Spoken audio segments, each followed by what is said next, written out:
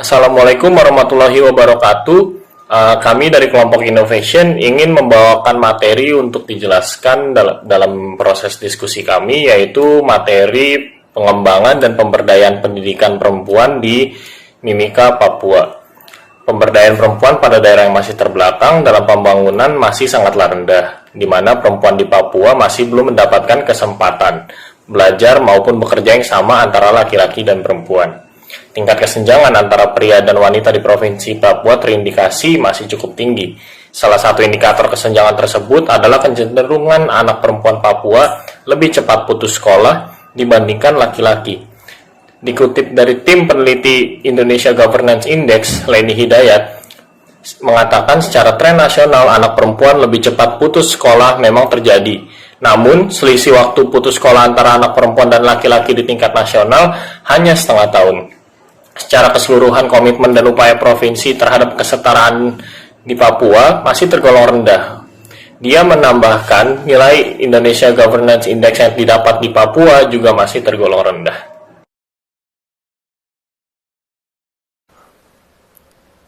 Untuk merealisasikan ide penelitian kami, yaitu pengembangan dan pemberdayaan dalam pendidikan wanita di Mimika, Papua, beberapa aktor dari berbagai macam sektor pun kami libatkan guna mencapai implementasi yang maksimal.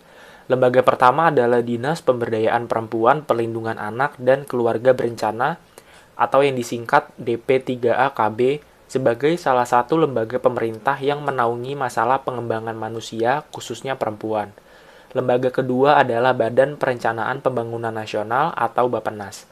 Agenda tujuan pembangunan berkelanjutan yang disusun Bappenas akan sangat berpengaruh dalam pemberdayaan kaum perempuan di Mimika.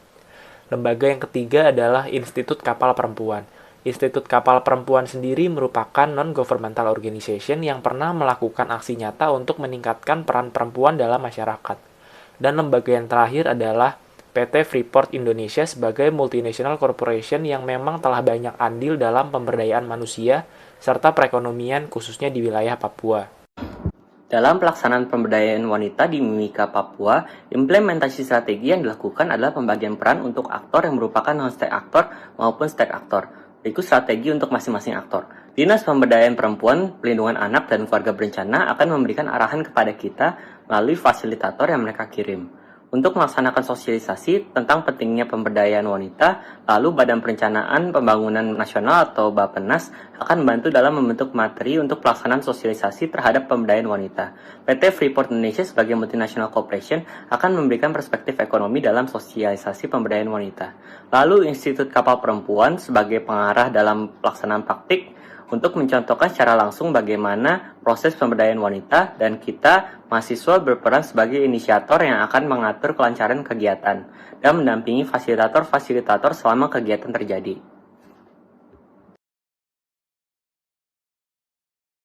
Bagi kami, terlaksananya kegiatan PKM ini adalah hal yang sangat baik karena kami dapat membantu mengembangkan dan memberdayakan pendidikan wanita di Mimika, Papua. Kami yakin setelah kami merealisasikan kegiatan PKM ini, masyarakat sekitar akan terbantu karena kami juga ingin meminimalisir semua bentuk diskriminasi terhadap perempuan. Kami juga akan memastikan bahwa perempuan di Mimika dapat berpartisipasi penuh dan efektif serta mendapatkan peluang yang sama untuk kepemimpinan di semua tingkat pengambilan keputusan dalam politik, ekonomi, dan lingkungan publik. Kami dan para lembaga yang terlibat juga akan mengadopsi dan memperkuat kebijakan untuk mempromosikan kesetaraan gender dan pemberdayaan perempuan di segala tingkatan.